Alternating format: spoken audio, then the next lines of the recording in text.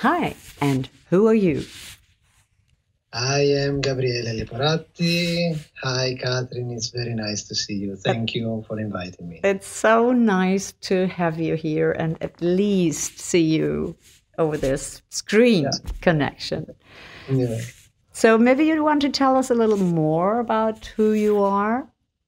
Sure, it will be my pleasure. I'm a pianist. I'm an Italian pianist. I came to Germany.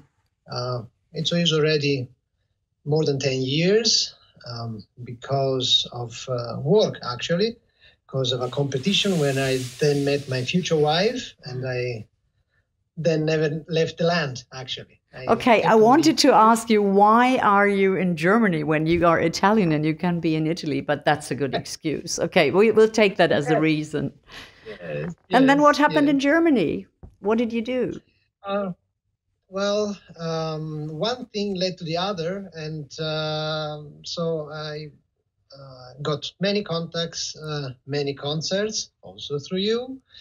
And now I'm currently living in Düsseldorf, and I'm, of course, teaching at the Anton Rubinstein International Music Academy.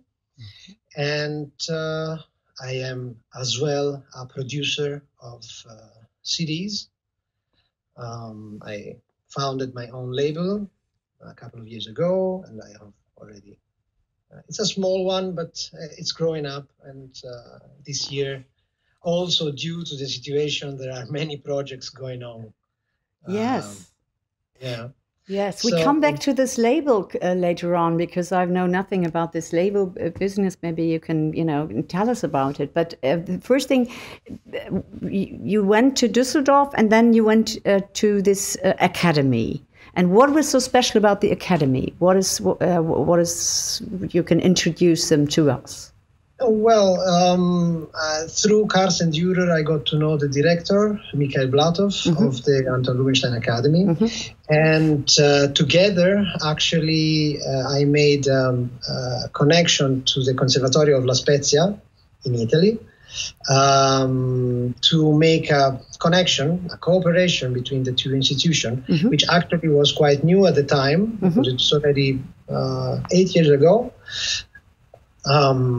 It was rather new cooperation between a state institution like a conservatory in Italy, like an Hochschule in Italy, and a private institution in Germany. Right.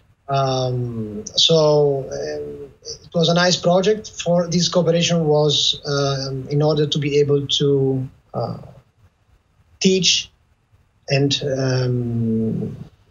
make a course for Master of Music. Okay. Is there a bias for Italian students then, or since you are responsible? I mean, is there? I could imagine that if I'm an Italian pianist and I would like to the country of where classical piano music was more or less invented. Can you say so? Yeah, I think a little bit we can say so. Then there is someone like you, Gabriele Leporatti, in this academy. I would turn to you and ask you what to do. Actually, yes. Well, there were many of these occasions where people would turn to me and asking. We had also, of course, exchanges of students from the Conservatorio, and anyway, during the years, then it evolved, and we had also bachelor cooperation. Then many university. Cooperated with us, universities cooperated with us, and right now we are cooperating with the Kaleidos Musikhochschule in Zurich on top of La Spezia. And the academy grew pretty much. Yes. We have around 200 students, and we are organizing many competitions, concert seasons, so, and of course, not only piano, but in the meantime, many players from the Düsseldorf Symphoniker are teaching at our academy, from the Dortmund Symphony Orchestra. So it's It grew. It grew. It's almost a personal question. I know that we have been cooperating, you and me, in Weltklassik. You helped us over the years in identifying talent and in choosing the programs together with the pianist, and that was so helpful. And from these times, I remember, we had so many applicants that you have to turn down so many. And as a personal question, I mean, you have to turn down people, and how do you do that? I mean, I'm still in despair when I have to write someone, sorry, it doesn't work this time, and I have to admit I lie. I cannot say the quality of your playing is not good enough, or why don't you go and study for 5 other years? How do you do that? I mean, how do you manage to say no? Well, we have it easier as far as the pedagogical part is concerned, because, of course, if somebody is not yet ready for an academic study, it's possible to take them and to tell them, of course, in a nice way, in a constructive way. This is part of our job. Yes. And it is possible to educate them in our pre-college section.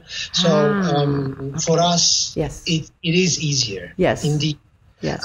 Nevertheless, of course, we have some barriers. You have exams, and so you have always to balance, to find the right words, to find the words which push the person to do better, even if in this moment it's not yet at the level it should be, or she should be. I think this is wonderful. This reminds me, there is a common name, a professor, a patron of Weltklassik, you and I know. And I once had, a person, an artist, where I wasn't sure, is it the right or not? And I then asked the professor about what he thinks. And he had this very, very charming, maybe not this year. Yes, for example. Maybe not this year. Yeah, but that's right. You can train them. So, can you, from the attention you give in terms of your time, can you say how much is training, how much is competition, and how much is playing yourself? Is there a Schwerpunkt, emphasis? Yes, well, right now, obviously, the emphasis is maybe a little bit more on teaching because of the situation. Yes. But actually, when everything is normal, I have to say, it's rather balanced. Okay, maybe it is more on the performing and part, a little bit more with recordings and concerts, but actually, more or less, the job of a musician, and this is my personal belief, job of the musician should be as polyedric as possible, because you are a performer, so you have to be on stage. You are a teacher, you have to give to the next generation, you have to enrich the people and yourself as well, because in the end you teach yourself as well. Then, of course, there are recordings possible to be made. There are many, many facets which one has to deal with and which one can make music with, which is actually what we want to do. Everybody who is a musician wants to do music. Yes. So whatever means, whatever the way, then that's it. Then that's how you do it. And so as much as you do, and by the way, even in times like this, it helps a lot, of course, to have different legs. Yeah. Yes. Different legs. Okay. So what you're saying is all of the things you are doing, all of these diverse things you like doing because you believe and it has been like that in the past, in the 18th, 19th century as well. And in this terrible times, you think it's an advantage because you can say, okay, if I can't do this, I might stand more on this leg and on that. Is that what you see? Yes, both financially and artistically, because, you have as much, one has to be as much as possible proactive. So in the moment something comes your way, you cannot really decide what comes your way. Yeah. What you can decide is how you respond to it. So, as terrible as it can be, proactivity always pays off in any terms, because we are not, I mean, I can imagine that musicians like me, like each musician or everybody which is on stage, not only musicians, also actors or so. The problem is, of course, financial, so you have to eat also, but there is also a need inside yourself. There is also a certain artistic hunger, which needs to be fed, which needs to come out. It's really a need. It's like not having air. So if you find expression for the same thing in different ways, it comes back to you and it goes out there where you want it to be, actually. Okay. But when you think about yourself, Gabriele, what is your most important urge? I mean, is your urge the most important urge to say, I want to sit at the piano? Is it, I want the audience to listen to me? Is it, I want to put this CD in the slot and think, hey, I've done this, or is it, oh, this nice pupil, I've taught him quite some time, and isn't that wonderful how he develops? What is your core? I have to say, it's all of this, what you say. Okay. It is all of this, which then everything wrapped together. I don't want to be too much philosophical, but everything wraps together is about a certain experience or a certain knowledge which you want to have about yourself. Okay. So through what you are doing or through what you are giving to others, you get a certain sense of completion, maybe, because probably there is something inside ourselves which longs for being connected, being everything what it could be, and being also connected to the other people. So, of course,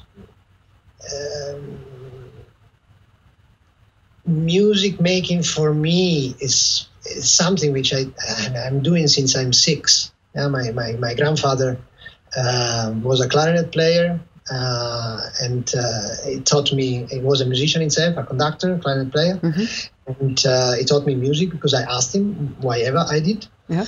And so to me, there was never this idea of a life without music.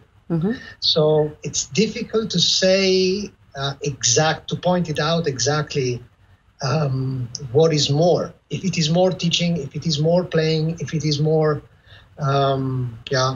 recording, but what it is for sure is a certain longing for expressing what is inside myself, and it's being channeled that way. It cannot be any other way. Yeah. If you cannot let it out somehow, it doesn't feel like life. Yeah? It doesn't feel like life. And my personal belief, it might sound a little bit selfish, but I do think that if we are connecting to the other and showing what we really are, as honest as possible, and we are all different and all beautiful in different ways. So if one can be as original to himself, as true to himself, as honest to himself, doing what he really thinks, what really matters to him, I think it's only enrichment for others. There is not such a thing like selfishness in that topic. Okay, so you are a completed polyeder now. That's what comes to my mind. I remember you from playing the piano mostly, and that was always der Italiener mit dem sanften Ton, because there was, do you understand? There was something about, you can't explain this to people. You know, someone touches a key on the piano, and maybe it is even the same strength or same weight in grams or whatever, but you hear different tones. The tones can be different. I mean, it's not possible physically, isn't it? But you always sounded like the Italian mit dem sanften Ton. Okay. Yeah. Now I can't show this to the public now because we're just talking. But what I see is that this idea of polyedric completion, or the urge for polyedric being, or this is really what you consist of now. If we talked to one another, is that correct? Yes, that is what I try to do, and yes. It might be that it will be more polyedric in the future. I mean, it's a sort of if you think about Renaissance, artists were colorful, sculptures, painters, anything, musicians, poets, and that is just the nature. Whatever it finds expression with, it's okay. Okay. Yeah. So how do you find your expression in these terrible times? I mean, is it when you talk about CDs play a bigger role? You have found your own label. You want to tell us the name or a CD that you have published? I don't know anything about that business, so maybe you can sort of explain. Sure. I founded it in 2015, and it's called Weltklassik. Etera is a word which means servitor. It is an Etruscan word because I come from Tuscany. So this is I took a word from the old Etruscan, which lived in the region I lived with. It means servitor, which what does it mean, please? Servitor. Servitor. Which is not a servant. A servant has an owner. And a servitor is, in German, would be Diener. Okay. And a servant has an owner, and a servitor has a purpose. That's the slight difference between the two words. And what was the name of the label again? Etera. Etera, and Etera is the translation of servitor. Well, it means in Old Etruscan servitor. Good, I got it. It was founded with the purpose of making CDs. I wanted to have artistic liberty, basically. So for the repertoire, for the editing, because I do the editing as well, for when to record, how to record, and so on and so forth. So to date, there are 3 CDs which are on the market, 2 solo and 1 with chamber music. And this year, due to the circumstances, there is actually quite of many productions going on or planned.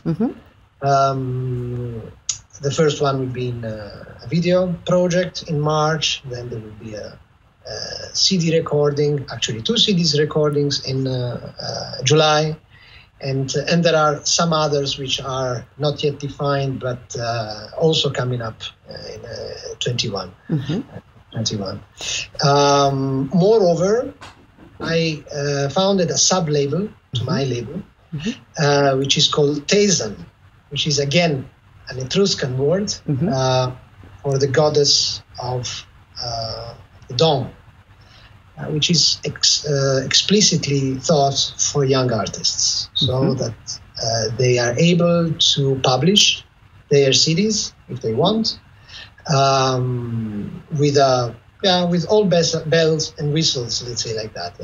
I have a distribution, physical distribution in Germany, Austria, and Switzerland, and I have, of course, digital distribution all worldwide. So this was my idea for the young generation, especially for the people which are graduating and coming out from the conservatory, from the Hochschule, to give them something in the hand. Yes. Whoever has, of course, the level to do it and the quality, has to be like a visiting card. And I thought it was important because many times there is a disconnection between conservatory or school and then job world. And, real world. Yes. And, yes. Not only in the arts, but actually in the arts, kind of very, very obvious. And so I thought this could be something of help. I know one thing is to have performances in YouTube. One thing is to have a real production. And yes. So. Yes. Is there also a closer link? I mean, I really can imagine. I see it sometimes. You have the marvelous talents coming out of the universities with a beautiful exam, and and then they want to do a CD, and then someone says, "Yeah, well, it's no problem, €10,000, and you're." Exactly. Where shall I get the and does this also mean that this is sort of you have an entry price to make it a little easier for these young talents? Okay. Absolutely. Good. Absolutely, yes. That was the purpose. Otherwise it doesn't really make much of a sense. It is absolutely affordable. And I don't retain the rights of the music, so it is really something which should empower young artists who wants it, who has the ability to do it, of course. And obviously, it's not only for piano; it's for. What do you mean only? I mean, since I'm a pianist, there is only piano. Yeah, it is about music, and so it can be also an ensemble or other instrument. It doesn't matter. It's about quality, and it's about What we could do is, after this interview, we can do two things. We can add a piece that you'd like to be heard. Your piece or someone else's piece, if it please be piano. I'm sorry, I'm just only in the piano business. And the other thing is possible, I think with YouTube there is such an info box or so you can put links or offers or whatever. So whenever there are, capable students or exam people, and they listen to this and they want to contact you, then maybe they can find you, know where to find you easier. Absolutely. Yes. Okay. Well, this is I'm welcome. Yeah. Well, this is comes as a surprise, Gabriele. This is interesting. Thank you very much. I mean, I didn't know the word polyedric before we talked. It just came to my mind. Polyeder wäre doch is this not a cube? It's one shape. Yes, with very many Ecken und Kanten. So it just, existed somewhere in the back of my mind. And I've understood that you are through and through a polyedric person and that you are communicating with your audience, that all you do is a communication and it's an expression of this art you want to present to others. That's what I've learned. And also that from the words you gave your new label company, whatever, it sounds as if you are serving the world with this. Well, this is in a tiny way. Yes, but you're serving. But you use this word, service, and I very much appreciate that. Because isn't that what we all can do? At most, give something to the others. Yes. Thank you very much. You gave me your time and a very interesting interview for the public. And I hope we can see each other in person again very soon. I do hope to. Yes, and maybe we have an honor that you will play here again. This is the piano you played on one day. Yes, absolutely. Okay, so I also want to thank you. I can do this in English. I also want to thank the other spectators who are watching this YouTube video because they have supported the pianists who have nothing to eat for the moment in participating in the cost of production. And if you want to do so as well, you find the details in the extra. And what we will do is another thank you we will put your name on the list and mention you as someone who has helped the people when they needed you. Thank you very much. And Gabriele, thank you very much, and have a nice day. Talk to you soon. Thank you very much. Have a nice day. Bye-bye. Bye-bye.